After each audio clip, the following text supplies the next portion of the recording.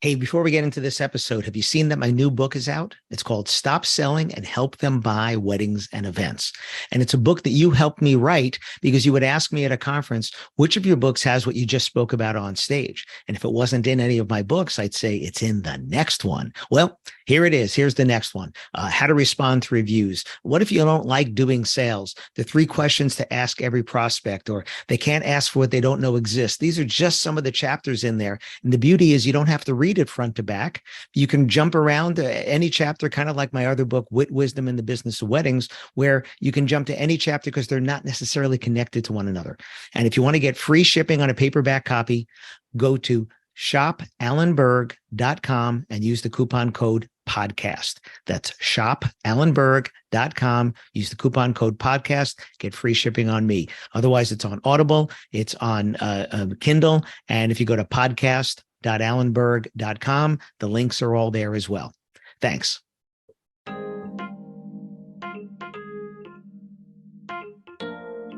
Are you working lists and cold leads?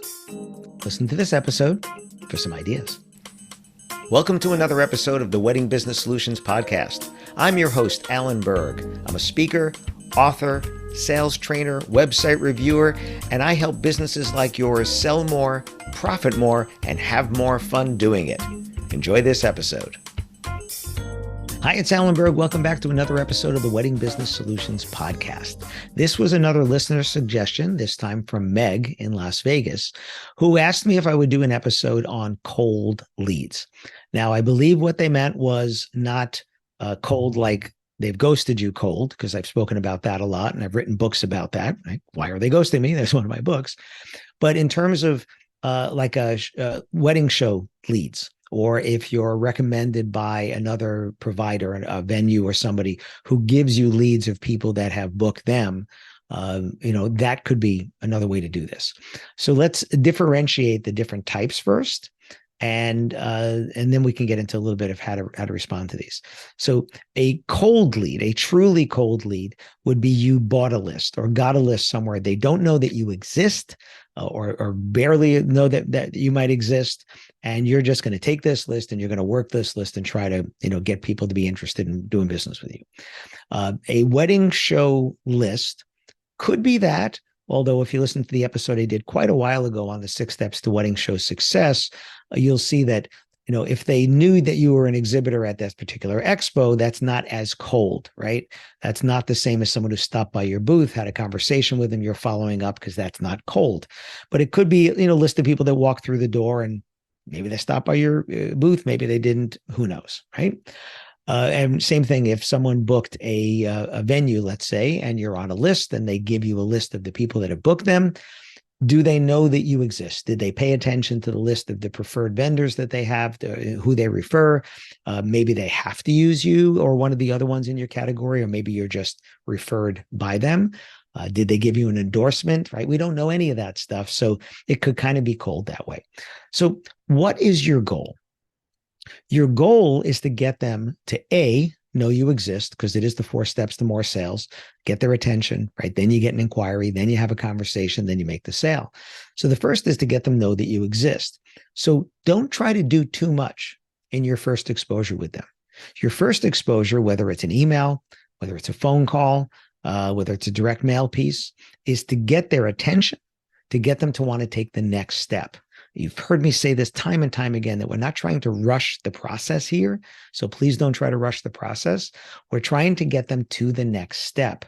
So if you're mailing email something, or even if you're doing a direct mail something, your goal is to get them to take the next step, which would then be going to a particular website, sending you an email, calling you, scanning a QR code to take you to do one of those pages, whatever. It's action. You're trying to get them to take an action. So make it simple, clear, and give them why they're taking that action. So you don't want them to think that now I'm going to talk to a salesperson, because they don't want to talk to a salesperson. They want results, and you want them to feel like you can provide them with great results for your particular product or service.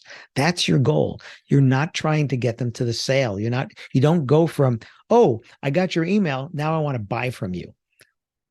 Could that occasionally happen? Yeah, but they probably have to have some prior exposure with you, or you're selling a product or something that doesn't require more than, yes, I want this and I want to, I need this many or whatever it is.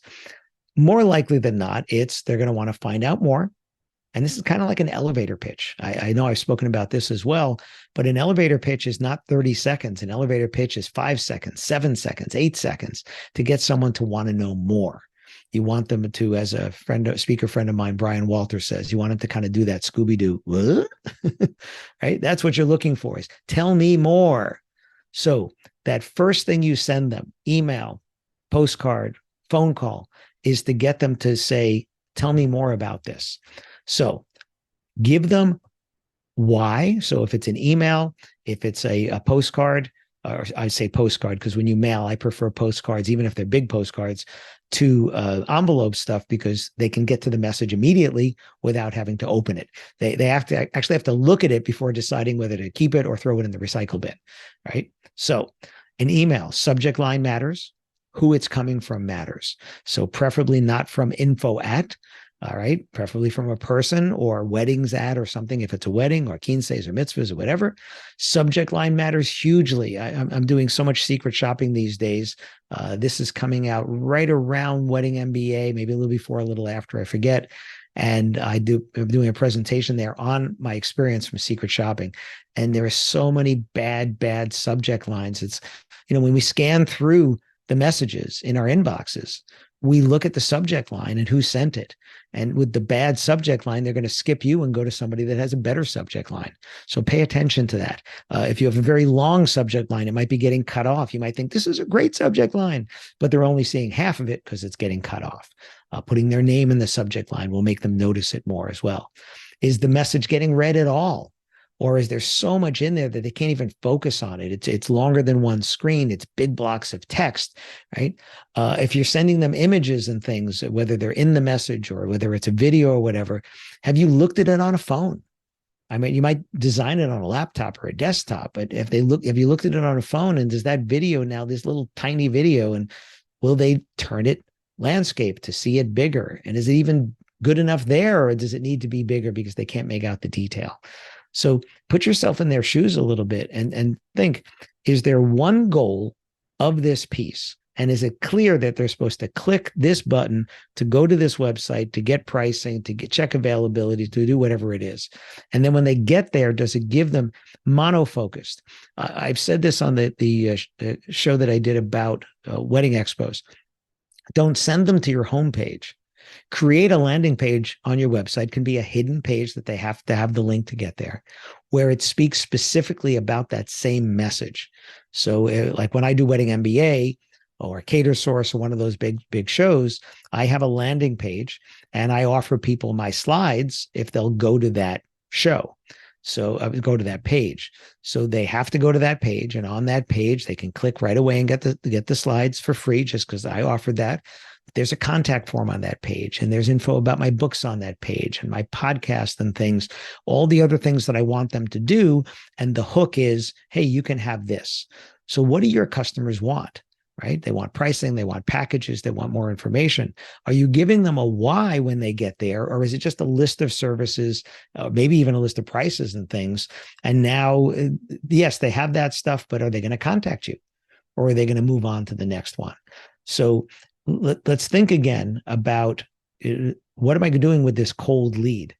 The purpose of my postcard in the mail, the purpose of my email is to get them to want to find out more about how specifically we, can give them the results that they want for their event, wedding, quince, mitzvah, fundraiser, school event, whatever it is that you're doing, whatever you're sending out about, right? For me, when I do prospecting, and I don't do a lot of prospecting these days because 2019, I did a little too much, actually probably 2018, filled my calendar too much, kind of like your 2022, and ended up being away 178 nights that year, literally almost half the year. And I don't want to do that again. So I balance it. I don't do a lot of prospecting. I do respond to leads and I do follow up on leads. I actually just did that yesterday with a bunch of them. And I had somebody come back and said, I love how you keep following up. I love how you send me the short message with the one question, just like I teach. I do practice what I preach. but I don't do a lot of prospecting. But when I do, and when I have in the past, I love taking a smaller subset and doing a combination of direct mail and email, because direct mail is hard to ignore, right? Not everybody goes to their mailbox every day, which I didn't understand that because we do in our house, but we're also not the demographic of a couple getting married. But I know that, my sons who are in that demographic, they go to the mailbox, maybe not every day, but they're going to go. And when you go, how many pieces are in there for your wedding or for your corporate event or whatever it is? Probably none, probably just the one. You can get this exclusive attention with great imagery and great messaging and then good calls to action. And that's the key, is visually, is it getting their attention first, because we're humans, we're visual. Then is the messaging clear and concise, or are you just loading it with too much?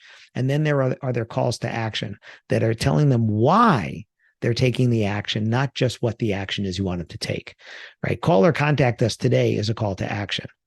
To check availability, to get a price quote, or to speak to one of our wedding specialists, call, email, or contact us today.